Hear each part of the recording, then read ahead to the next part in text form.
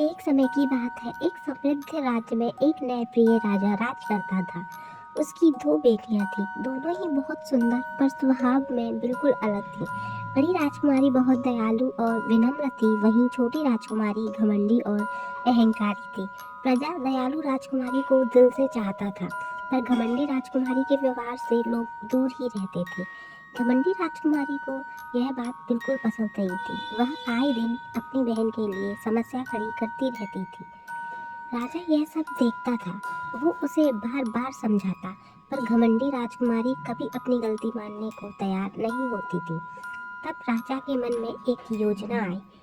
एक दिन राज दरबार में राजा ने घोषणा की, हम अपनी दोनों राजकुमारियों में से एक को राज्य का उत्तराधिकारी बनाएंगे, लेकिन उसके लिए उन्हें कुछ चुनौतियों का सामना करना होगा। पहली चुनौती यह थी कि दोनों राजकुमारियां कुछ दिन सामान्य प्रजा की तरह महल के बाहर गांव में रहेंगी। महल के बाहर दोनों के लिए अलग अलग झोपड़ियां बनवाई गई, ताकि चुनौती पूरी होने तक वह वहां रह सके।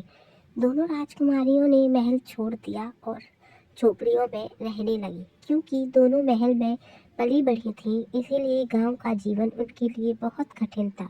रोज रोज छोटी बड़ी समस्याएं आने लगी, पर चुनौती जो पूरी करनी थी, दोनों ने अपने आप को मजबूत बनाया और साधारण गांव वालों की तरह रात के भोजन की व्यवस्था करने के लिए निकल पड़ी। बड़ी मुश्किल से दोनों अपने अपने लिए कुछ सामान तो ले आई, लेकिन थकान के कारण उनमें अब उसे पकाने की शक्ति नहीं बची थी। गांव वालों ने राजकुमारी के यह हालत देखी नहीं गई। तभी सब लोग मिलकर दयालु राजकुमारी की मदद करने लगे।